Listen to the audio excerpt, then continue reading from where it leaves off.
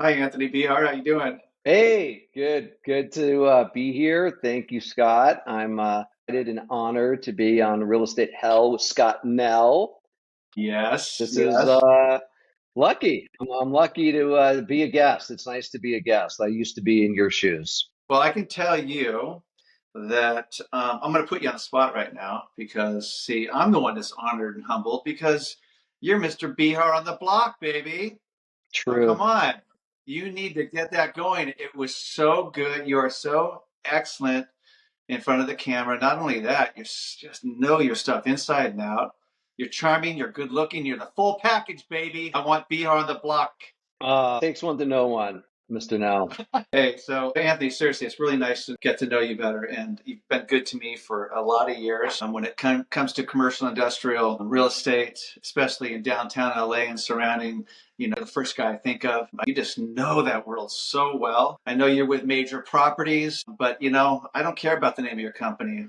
I care about Anthony Behar, and that's who I'm with. Unbelievable knowledge base. And I would come to you for any commercial industrial in that area any day. I just wanted to thank you for being here. Well, I appreciate that. And think of residential out in the valley. You're my guy. So same way. Oh, I appreciate that very, very much. So you know what the show is. The name is Real Estate Hell with Scott Nell. So we're not here to just be nice to each other. We're here to share some stories. And so I've Yeah. got to imagine that in your world that you've come across some pretty crazy things or some interesting things, some hell, some challenges. So why don't you give us one? So, yeah, I mean, commercial real estate, industrial real estate is there's never an easy deal. I think maybe one out of every 100 deals is quote unquote easy or goes as planned. Basically, none of them do. It's a constant roller coaster. So, being in the business 22 years, I've seen a lot, I've done a lot, I've worked on every kind of property and commercial industrial you could think of, dealt with all kinds of owners, buyers, there's developers of the like. So, in my business, I tend to represent landlords first and Hmm. foremost. Maybe 90% of my business is representing property owners, usually on the sale of commercial or industrial real estate that could be on leasing those properties on behalf of those owners and then working with buyers, owner users, developers, and investors of commercial and industrial real estate. So it encompasses a lot, usually dealing with very sophisticated business people, usually dealing with people with very big egos. A lot of times we're dealing with that have multiple partners, sometimes one partner, sometimes it's a business partner. They've been operating their, business on this property for 30 years. Sometimes it's family members who despise each other, or sometimes there's multiple family members across multiple generations who don't even talk to each other. So one deal I'd like to share that really sticks out, and it's kind of a fun deal, and Uh-huh. it had a lot of ups and downs and turns along the way. And so let me go back, and this will summarize a lot of my business. So early on in my business, going back to now maybe 2005 or so, uh, I used to do a lot of door knocking, and I met an owner that owned a pickle factory. He had a big operation. He manufactured pickles, Hmm. he distributed pickles, and that was like a very typical type of client: owner, manufacturer, distributor. And he approached him because I had sold a property nearby him. He told me he was considering selling. He couldn't believe the value of the properties, where they've gone. So Hmm. I did a evaluation on his property. I came back to see them and I said, Marty, I have some good news and some bad news. I said, the good news is your property is worth a lot of money. The bad news is it's never going to be a pickle manufacturing facility again. He had spent 50 years there with his partner making money, running an incredible business. And so he said, well, what's the good news, Anthony? I said, well, it's worth a lot of money, but we have to sell this as a land deal. And after the sticker shock and understanding what all of that meant, he said, okay, let's go and sell the property.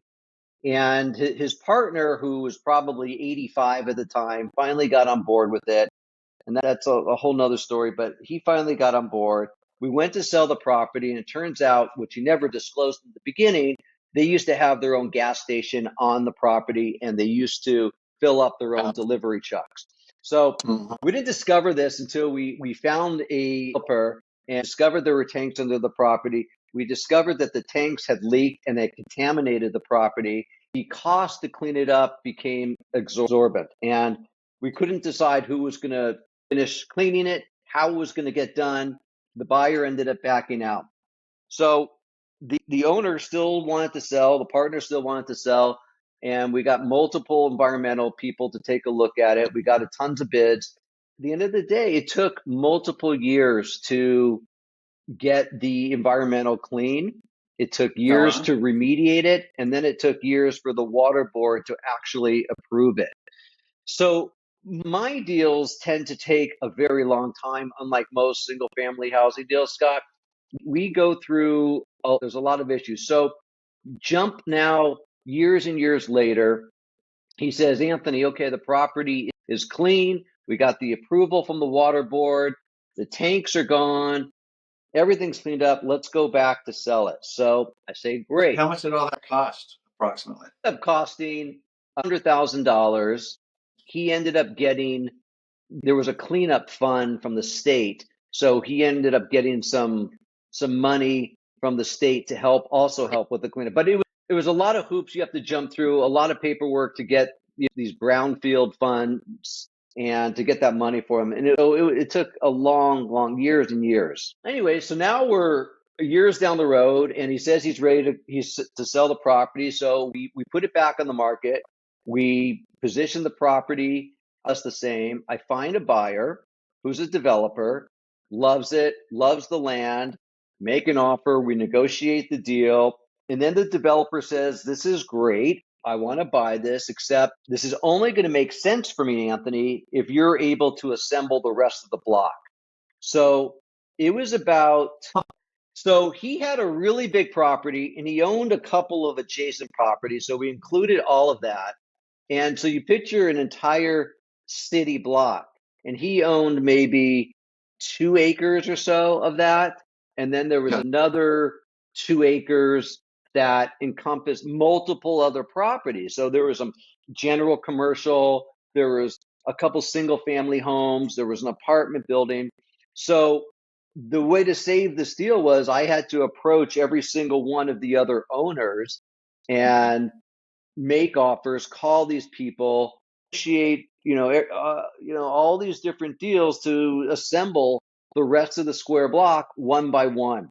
It was a long process, and some of these people, this was in Lincoln Heights, and some of these people had lived there for 40 years, 50 years. That was their home, and we had to convince them that the price that we're going to offer them was a number that they'll never see again, and the only reason they're able to see this number is because of my client who wanted to develop the property adjacent to them.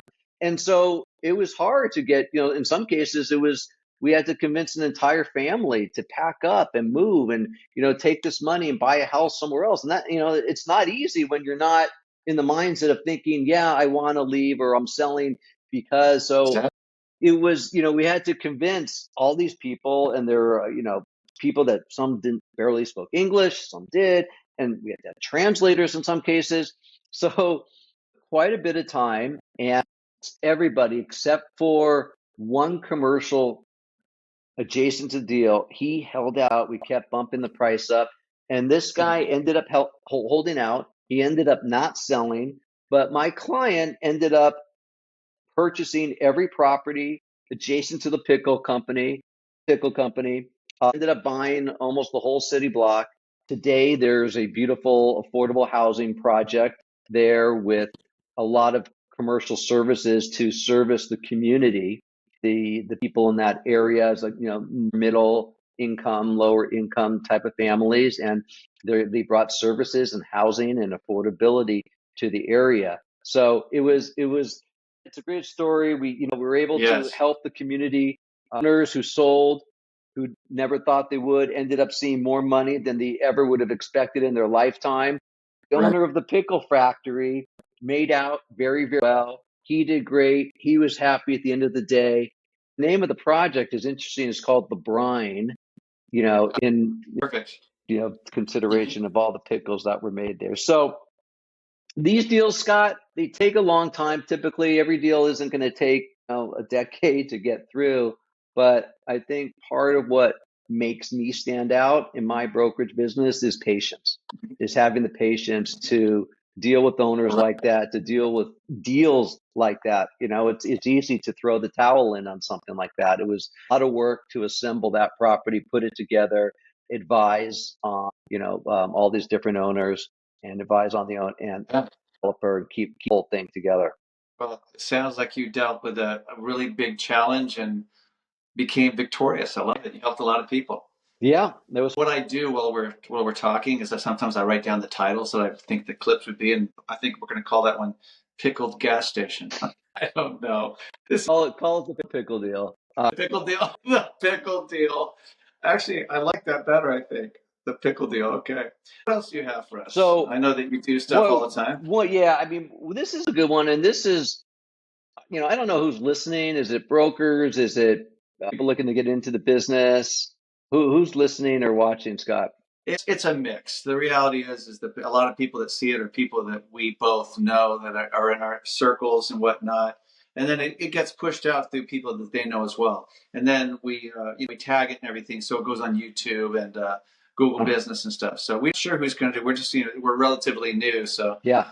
you know.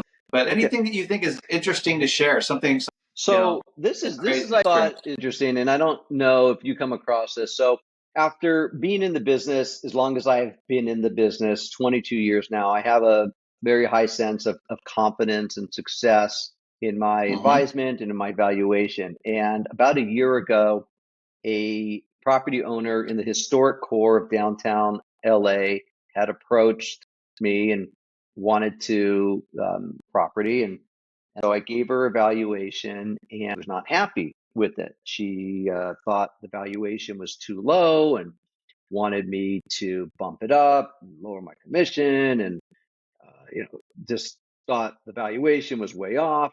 And so I ran the numbers, looked at it again, went back to her and said, no, I really feel that this is it. I'm not going to lower it. I don't want to, my time and your time. And I've Right. done a lot of deals in this area. It was a funky property, and I work on a lot of funky properties. Sometimes it was a mixed use property, but downstairs had some income, but the upper three floors were vacant. They hadn't been touched in probably 30, 40, 50 years. It was not an easy property to sell a market. Anyways, she ended up going with another broker. And around 6 or 8 months later, she called me back. She said, Anthony, we never sold the property. You were Mm-hmm. right at the time. It didn't get sold. We didn't get any offers on it. And I really want to sell. I'm going to go with your valuation that you had told Mm-hmm. me 6 months ago. I said, well, that's great. I go, well, the market's different 6 months ago than it is Oh today. no! Yeah. Don't And say so it. it is. I mean, so I had to, redo it a little bit, but came down. She ended up sticking with me this time. She, I don't know, maybe became more motivated, but I didn't change and try to bump up the price just to get the listing. I've done Yeah. that before, especially early on in my days. Yeah, you had to do it, but this time I didn't, and I stuck to it. I stuck to my valuation. She ended up working with me, kept my commission on this one, which is unusual in my world. We're in escrow now, and we should be closing next month. So, Nice. yeah, I was really happy with that. So, sticking to your valuations, brokers, and if you feel confident Yeah. in what you propose and how you value it, you're the expert. I'm an expert. And look, it's not a perfect science what we do. There's things that Exactly. affect the real estate, and I'm not right every single time. I'm right a lot of the time, and most of the time, and sometimes I've been a little off. We all have. We're human, of course, but say most of the time I'm pretty spot on this. And so I this I was a bet great on example. What's I say that? bet on the horse that wins. Yeah, A deal recently with someone that you know. He was the executor and he wants to sell this property. And based on a comp down the street, ours was clearly better. And me, I'm the outside looking in, clearly yeah. better. Better view, better everything. Went for 2.6, 2.5 in that range. So we said, okay, we'll just put up ours up at 2.6. We're going to be in great shape. Sure enough, this property that was superior, it's only 3 or 4 months later, and we have to take a drop. And I was like, this was supposed to be the slam dunk. You just don't know. So the guy that I was working with, we talked about it, and I said, look, we all believed in this price and didn't go. But I can tell you that when people come to me and say they want to put it up higher, my approach always is let them know, look, we can list this at 3 million if you want to. I think this is a 2.5 to 2.7 or 2.575 property or something like that. So, but I'm willing to do it, but I need you to know that that's not what I'm advising you to do. So if we do and we don't sell in the next 3 to 4 weeks, I think we should bring it down. That way, I'm not talking them into it and buying the listing in an unethical way. It's more telling them, no, I don't. I think this is the wrong strategy, but if this is what you want to do, we'll do it. But I want it in writing that we're going to bring it down if it doesn't go. And I'll give every effort to get your price. Yeah, for sure. Look, I mean, I want a property at the highest price too. And Of course. there are times, and I think depending on the market conditions, the type of property, the location, a lot of different variables, sometimes it is Mm-hmm. okay to bump it up over where a price would sell. But a lot of times, I think they're experts. People think they understand for some reason, or they simply just want a number because Right. it sounds Because good, they want it. or yeah, because just because they want it, or maybe somebody told them one day that's what it was worth and they got it in their head. So people come up with all kinds of things, and it's our job to, show them and convince them why it shouldn't go that way and Yeah. why it needs to be down where we are. But your approach is great, and I use that too, and and that works. And hey, Mr. Owner, let's agree, change this in 3 weeks or 4 weeks if we're not seeing the type of action we want. Yeah. Yeah. Well, it was interesting. This other one that we just sold, they wanted 2.2, and I thought it was worth less.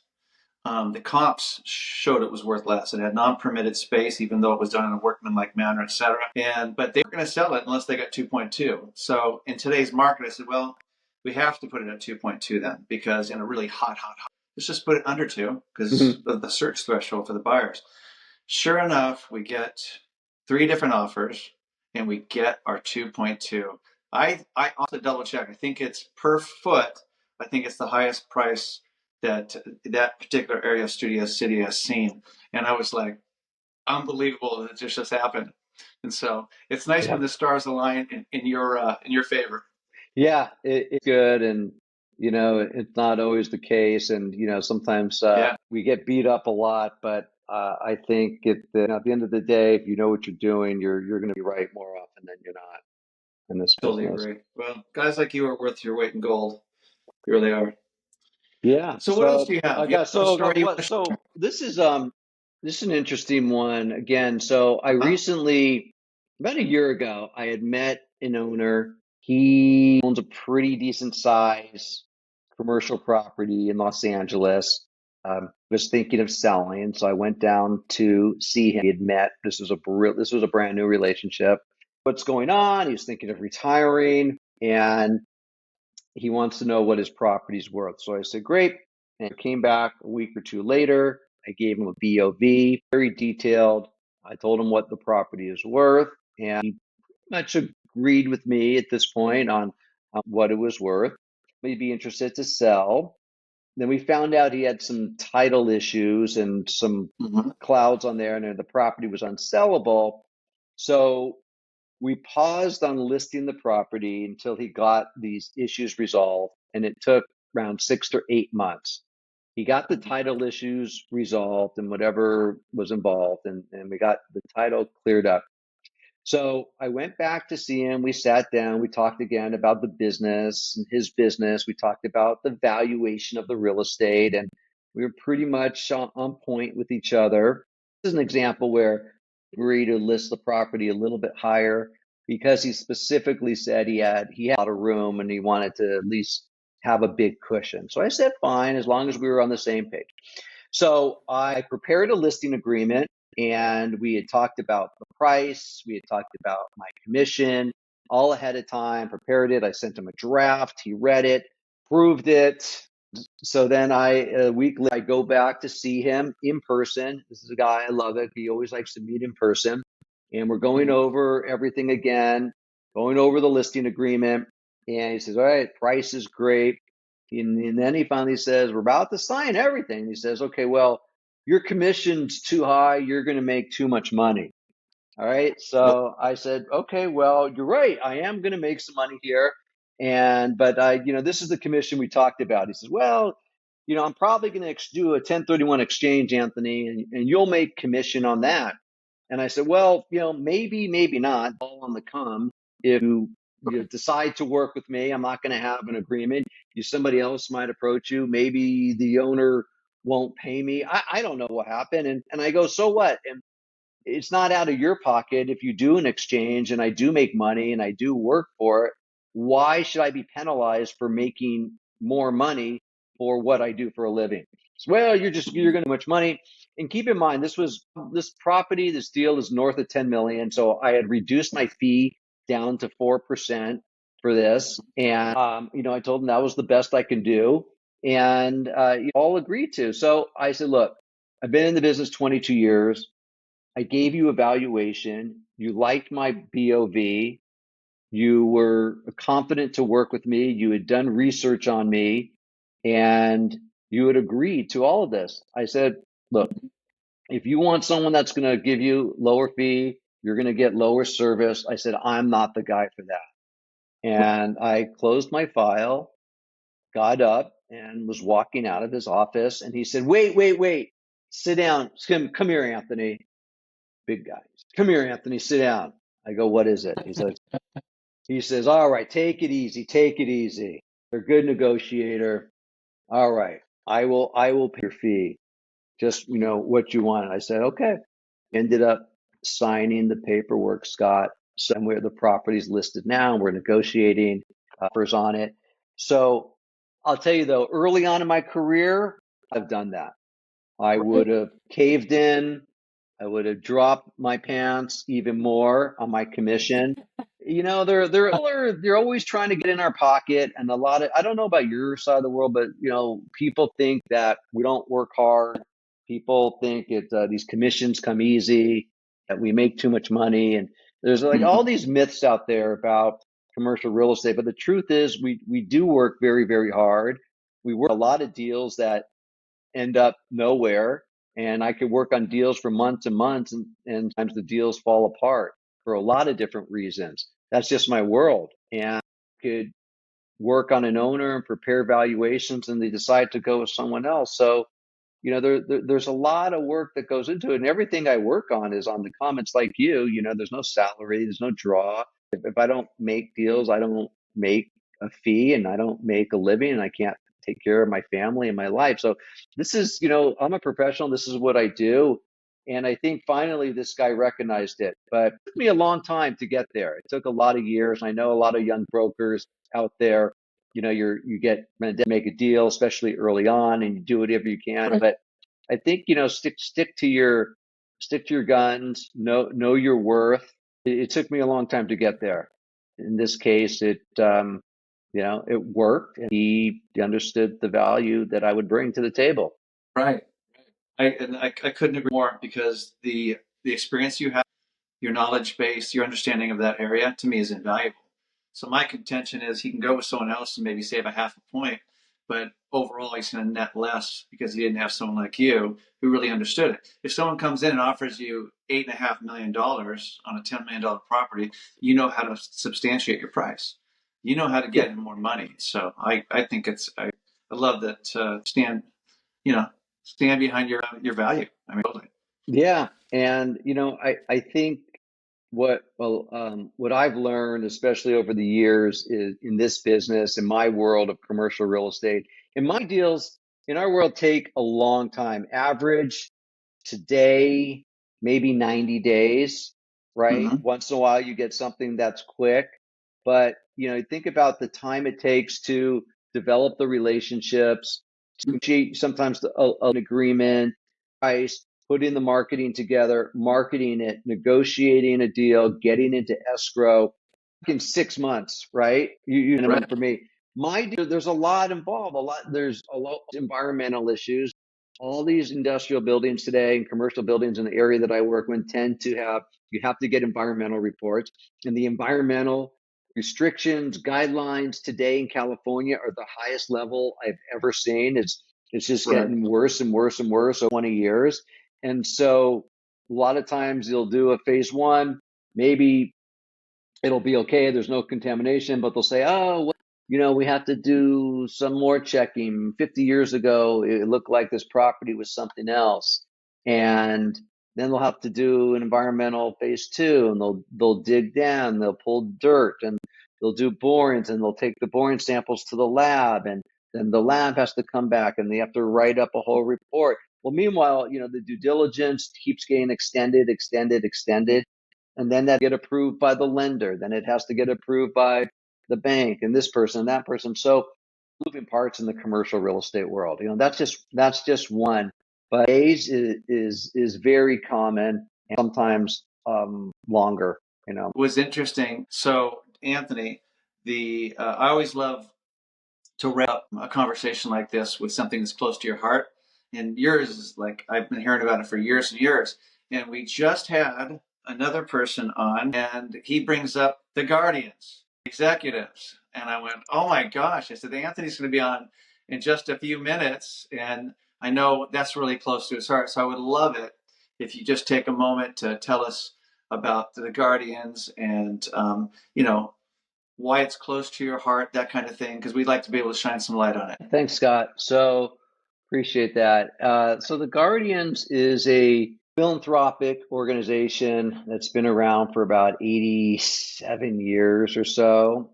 And it's the number one support group for Los Angeles Jewish Health, which formerly was known as the Jewish Home for the Aging. And they have support 4,000 elderly senior citizens throughout Los Angeles, about 1,500 who live on the two different campuses. Some are skilled nursing, some are independent living.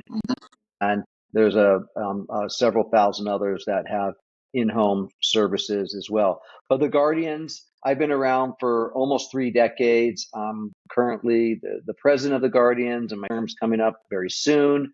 But it's a great organization. We get to give back a lot to the community. And just as a side note, it's how I've made so many good friends, business relationships, personal relationships through the Guardians, and we do a lot of fun, raise money. We have poker nights, real estate dinners, breakfast series, golf. It's a nice little community in itself. I love it. I love it. So we're gonna definitely put together a list with that specifically for you to share. I'm sure we'll share it too. Great. So that was awesome. Quick and Thank you, easy, Scott. right? Yeah, that was easy. How many episodes have you done? We've done about 20. Let me see here. I think we've interviewed about like 20 something people, which means if you look at the clips, the posts, probably 80 to 100. And so we're basically going to do this for a week. But what we do is we batch them. So we're doing 3 today, 3 tomorrow, 3 the next day, and then we're going to do 3 next week, and then that's going to cover us once. Oh wow. Okay. Yeah. So we do it like that. And Nico, you're welcome to come on anytime, buddy. So we do it that way, and then we post 3 a week. And it just depends. So I bring it to my marketing man. I'm saying, here are the ones I'm thinking. Here's the titles. Here's the caption. What do you think? She'll go, no one wants to hear that. Or, oh, that sounds interesting. And then so we use the top, and then whatever, we give all of them to you so you can use them because it really does highlight you. And then we have backups. So if we ever, let's say we're ever short, we go back in, hey, why don't we go back into the backup? Oh yeah, use the Pickle deal, the one we never did that with Anthony. Or, let's go back to I would have dropped my pants, Somebody that could go viral. Thank you. Yes, I would have dropped my pants.